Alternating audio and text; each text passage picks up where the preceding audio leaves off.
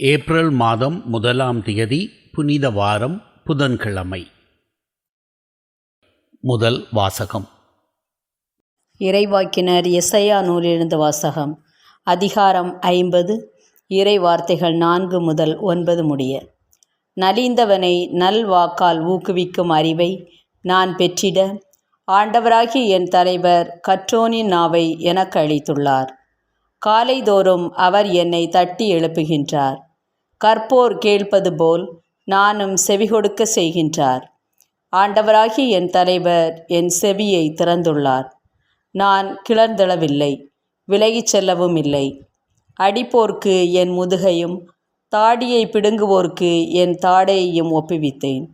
நிந்தனை செய்வோருக்கும் காரி உமிழ்வோர்க்கும் என் முகத்தை மறைக்கவில்லை. ஆண்டவராகி என் தலைவர் துணை நிற்கின்றார். நான் அவமானம் அடையேன். என் முகத்தை கற்பாறை ஆக்கிக் கொண்டேன். இழிநிலையை நான் அடைவதில்லை என்று அறிவேன். நான் குற்றமற்றவன் என எனக்கு தீர்ப்பு வழங்குபவர் அருகில் உள்ளார். என்னோடு வழக்காடுபவன் எவன்? நாம் இருவரும் எதிரெதிரே நிற்போம். என் மீது குற்றம் சாட்டுபவன் எவன்? அவன் என்னை நெருங்கட்டும். இதோ ஆண்டவராகி என் தலைவர் எனக்கு துணை நிற்கின்றார். நான் குற்றவாளி என தீர்ப்பிட யாரால் இயலும்? ஆண்டவரின் அருள்வாக்கு. இறைவா, உமக்கு நன்றி. நற்செய்தி வாசகம். மானிட மகன் தம்மை பற்றி மறைநூலில் எழுதியுள்ளபடியே போகிறார். ஆனால் ஐயோ, அவரை காட்டிக் கொடுக்கிறவனுக்கு கேடு. மத்தேயு எழுதிய தூய நற்செய்தியிலிருந்து வாசகம். அதிகாரம் 26, வசனங்கள் 14 25 வரை. அக்காலத்தில் 12 ஒருவனாகிய யூதாசு இஸ்காரியோத்து தலைமை குருவிடம் வந்து, இயேசுவை உங்களுக்கு நான் காட்டிக் கொடுத்தால் எனக்கு என்ன தருவீர்கள் என்று கேட்டான். அவர்களும் 30 வெள்ளி காசுகளை எண்ணி அவனுக்கு கொடுத்தார்கள். அது முதல் அவன் அவரை காட்டிக் கொடுப்பதற்கு வாய்ப்பு தேடிக்கொண்டிருந்தான். புளிப்பற்ற அப்ப விழாவில் முதல் நாளில் சீடர்கள் இயேசுவை அணுகி வந்து, நீர் பாஸ்கா விருந்துண்ண நாங்கள் எங்கே ஏற்பாடு செய்ய வேண்டுமென விரும்புகிறீர்கள் என்று கேட்டார்கள். இயேசு அவர்களிடம், நீங்கள் புறப்பட்டு நகருக்குள் சென்று இன்னாரிடம் போய், எனது நேரம் நெருங்கிவிட்டது, என் சீடர்களோடு வீட்டில் பாஸ்கா கொண்டாடப் போகிறேன் என போதகர் கூறுகிறார் எனச் சொல்லுங்கள் என்றார். இயேசு தங்களுக்கு பணித்தபடியே சீடர்கள் செயல்பட்டு பாஸ்கா விருந்துக்கு ஏற்பாடு செய்தார்கள். மாலை வேளையானதும் அவர் 12 பந்தியில் அமர்ந்தார். அவர்கள் உண்டு கொண்டிருந்த பொழுது அவர், உங்களில் ஒருவன் என்னை காட்டிக் கொடுப்பான் என உறுதியாக உங்களுக்கு சொல்லுகிறேன் என்றார். அப்பொழுது அவர்கள் மிகவும் வருத்தமுற்றவர்களாய், ஆண்டவரே, அது நானா என ஒவ்வொருவரும் அவரிடம் கேட்கத் தொடங்கினார்கள். அதற்கு அவர், என்னுடன் பாத்திரத்தில் தொட்டு உண்பவனே என்னை காட்டிக் கொடுப்பான். மானிட மகன் தம்மை பற்றி மறைநூலில் எழுதியுள்ளபடியே போகிறார்.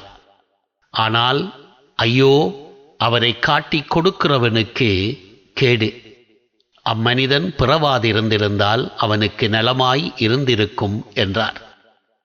அவரை காட்டிக் கொடுத்த யூதாசும், ரபி, நானோ என அவரிடம் கேட்க, இயேசு, நீயே சொல்லிவிட்டாய் என்றார்.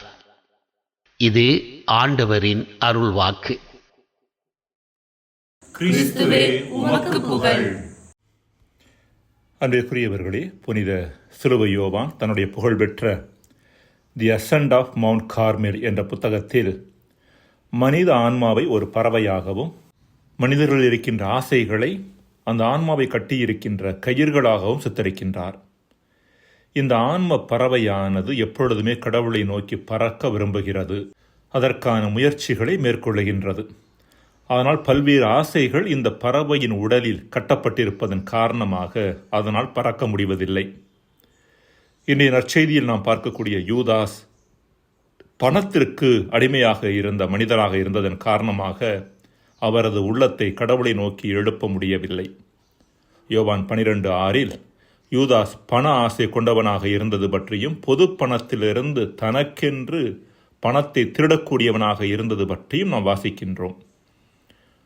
பண ஆசை எவ்வாறு பல்வேறு விதமான தீமைகளுக்கு காரணமாக இருக்கிறது என்பதை யூதாஸினுடைய வாழ்க்கையிலேயே நாம் பார்க்கிறோம். பண ஆசையின் காரணமாக இயேசுவை அழித்தது மட்டுமல்லாமல் தன்னையும் அழித்து கொண்டான். அன்புக்குரியவர்களே, தமிழ் சமூகத்தைப் போலவே யூத சமூகமும் உணவை உறவின் அடையாளமாக பார்த்தது. எதிரிகளோடும் உறவு பிரச்சனை உள்ளவர்களோடும் நாம் எளிதில் உணவு உண்பதில்லை. இன்றைய நற்செய்தியில் இயேசு தன் சீடர்களோடு கடைசி ராவுணவை கொண்டாடுகிறார். இது ஒரு முக்கியமான நிகழ்வு என்பது இயேசுவுக்கும் சீடர்களுக்கும் தெரியும். உறவின் உச்சக்கட்டமான இந்த விருந்தில் பங்கெடுத்த யூதாசினுடைய மனநிலை என்ன? இயேசுவை 30 வெள்ளிக்காசுக்கு காட்டிக் கொடுக்க சம்மதித்ததன் மூலம் இயேசுவுக்கும் தனக்கும் உள்ள உறவை முழுமையாக முறித்து கொண்டவன் யூதாஸ். இவ்வாறு உறவை முறித்து கொண்டாலும் ஒன்றுமே அறியாதவன் போல ராவுணவில் பங்கெடுக்கின்றான். இது துரோகத்தின் வெளிப்பாடே அன்றி வேறில்லை. எதிரிகள் என்பவர்கள் வெளிப்படையாகவே தங்களது எதிர்ப்பை காட்டுகிறவர்கள்.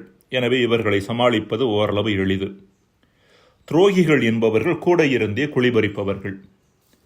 வெளிப்படையாக நம்மோடு நல்ல உறவோடு இருப்பதாக காண்பித்துக் கொண்டு அந்தரங்கத்தில் நமக்கு எதிராக செயல்படுபவர்கள் இவர்கள். இவர்களை அடையாளம் காண்பதும் சமாளிப்பதும் கொஞ்சம் கடினம்தான். இயேசுவோ இந்த துரோகத்தனத்தின் முகத்திரையை கிழித்து எறிகின்றார். இத்தகைய துரோகத்திற்கு யூதாசை தூண்டியது அவனிடமிருந்த பண ஆசையே என்பது குறிப்பிடத்தக்கது. அன்பிற்குரியவர்களே, பண ஆசை உட்பட ஏனைய ஆசைகள் அதீதமாகின்ற பொழுது அவை ஒரு மனிதரை எத்தகைய தீமையையும் செய்யக்கூடிய மனிதராக மாற்றிவிடுகின்றன. இது காலப்போக்கில் பிறரையும் அழித்து அவரும் அழிவதற்கு காரணமாகிவிடுகிறது. வேட்டைக்கு செல்பவர்கள் நரியை பிடிக்க பயன்படுத்தும் யுக்தி பற்றி நாம் கேள்விப்பட்டிருக்கக்கூடும். வாய் மிகவும் குறுகலாக இருக்கின்ற பானையை எடுத்து அதில் நிலக்கடலையை போட்டு காட்டில் வைத்து விடுவார்கள். பானைக்குள் இருக்கும் நிலக்கடலையை பார்க்கும் நரி வேகமாக தன் கையை விட்டு நிலக்கடலையை கை நிரம்பும் அளவுக்கு அள்ளிவிடும். இப்பொழுது நிலக்கடலையால் நிரப்பப்பட்ட கை பெரிதாக இருப்பதன் காரணமாக அதை பானையிலிருந்து வெளியே எடுப்பது இயலாததாகிவிடுகிறது. இந்த சமயத்தில் வேட்டைக்காரர்கள் நரியை பிடிக்க வருவார்கள். அவர்கள் வருவதை பார்த்தாலும் நரியானது நிலக்கடலையை போட்டுவிட்டு தப்பிக்கலாமே என்று நினைப்பதில்லை. நிலக்கடலைக்கு ஆசைப்பட்டு தன்னையே இழக்கிறது. பண ஆசையும் இது போன்றதே. பண ஆசையால் கவரப்பட்ட மனிதர் அதிலே தன்னை தொலைத்து எல்லாவித தீமைகளுக்கும் அடிமையாவதோடு தமது வாழ்வின் மாண்பையும் இழந்து விடுகின்றனர். இத்தகைய மனிதர்களுக்கான ஒரு உதாரணமாக இருப்பவனே யூதாஸ். பண ஆசை அவனை நம்பிக்கை துரோகம் செய்ய தூண்டியது. இயேசுவின் சாபத்தை பெற்றுத்தருகிறது. ஐயோ கேடு, அவன் பிறவாதிருந்தால் நலமாக இருந்திருக்கும் என்று இயேசு அவனை குறித்தே சொன்னார். இறுதியாக தற்கொலைக்கும் அவனை தூண்டியது. அன்புக்குரியவர்களே, பகவத்கீதையில் நாம் இவ்வாறு வாசிக்கிறோம். பொருட்களை நினைப்பதால் பற்று உண்டாகிறது. பற்று நாளடைவில் ஆசையாக பரிணமிக்கிறது. ஆசை நிராசையாகிற பொழுது கோபமாக மாறுகிறது. கோபத்தால் மனம் மயங்குகிறது. மயக்கத்தால் நினைவு அழிகிறது. நினைவு அழிவால் புத்தி நாசமுறுகிறது. புத்தி நாசத்தால் மனிதன் அழுகிறான் என்று நாம் வாசிக்கிறோம். அன்புக்குரியவர்களே, பண ஆசை அளவுக்கு அதிகமாக நமது வாழ்வை ஆட்டி படைத்தது என்றால் அதிலிருந்து வெளியேறுவது எப்படி என்று சிந்தித்து பார்க்க இன்றைய நாளில் நாம் அழைக்கப்படுகின்றோம். மன்றாடுவோமாக. இறைவா, எம் அதீத ஆசைகள் மகிழ்ச்சிக்கான வாய்க்கால்கள் போன்று தெரிந்தாலும் உண்மையில் அவை அழிவு வீட்டிற்கான வாயிற்படிகள் என்பதை நாங்கள் உணர எங்களுக்கு வரம் தருவீராக. ஆமென்.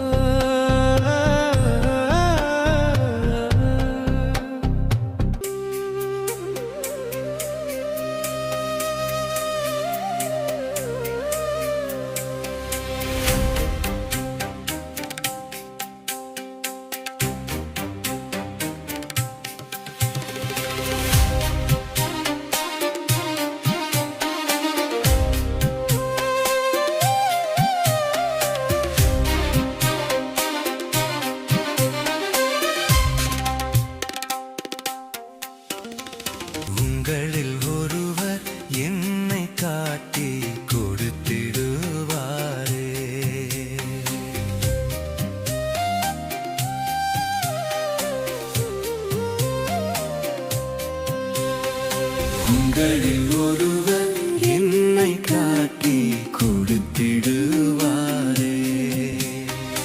என்னோடு பந்தியில் அமர்ந்து பெறும் உங்களில் ஒருவர் என்னை காட்டி கொடுத்திடுவாரே.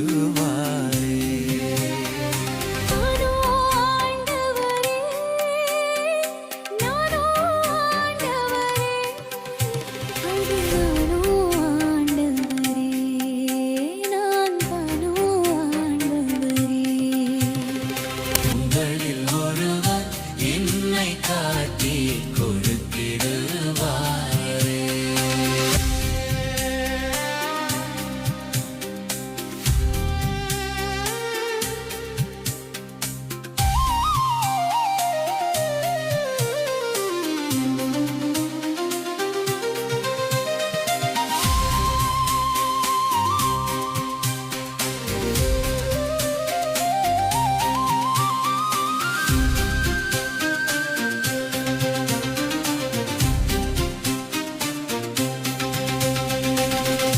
பாதையோரம் விழுந்து கிடந்தேன், பார்த்து நீயும் விலகிச் சென்றாய்.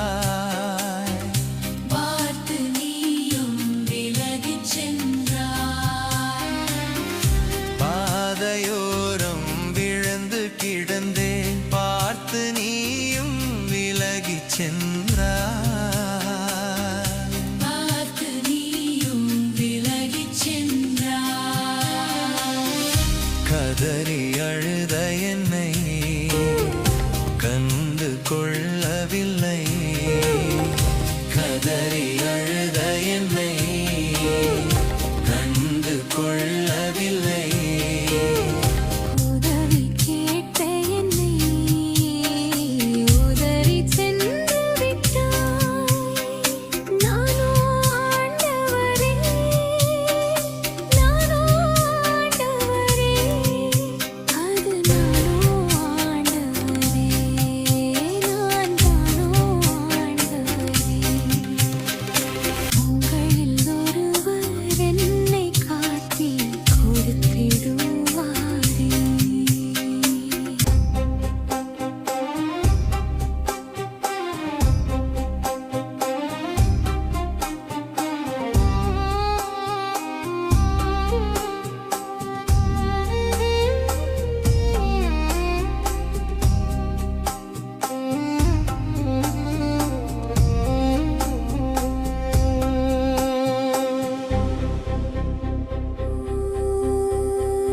உன்னை மன்னிக்க உயிரை தந்தேன், மன்னிக்க மறுத்து பகையை வளர்த்தாய். நீ மன்னிக்க மறுத்து பகையை வளர்த்தாய். உன்னை மன்னிக்க உயிரை தந்தேன், மன்னிக்க மறுத்து பகையை வளர்த்தாய். நீ மன்னிக்க மறுத்து பகையை வளர்த்தாய். வார்த்தையானவர் நான் வாழ்ந்து காட்டியுமே.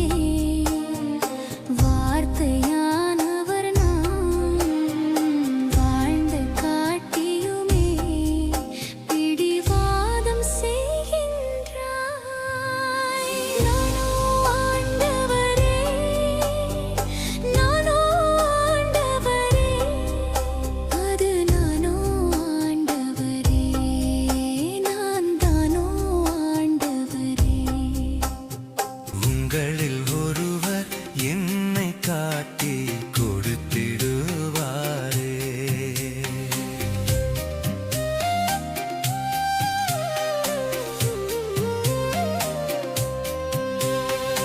உங்களில் ஒருவர் என்னை காட்டி கொடுத்திடுவாரே. என்னோடு பந்தியில் அமர்ந்து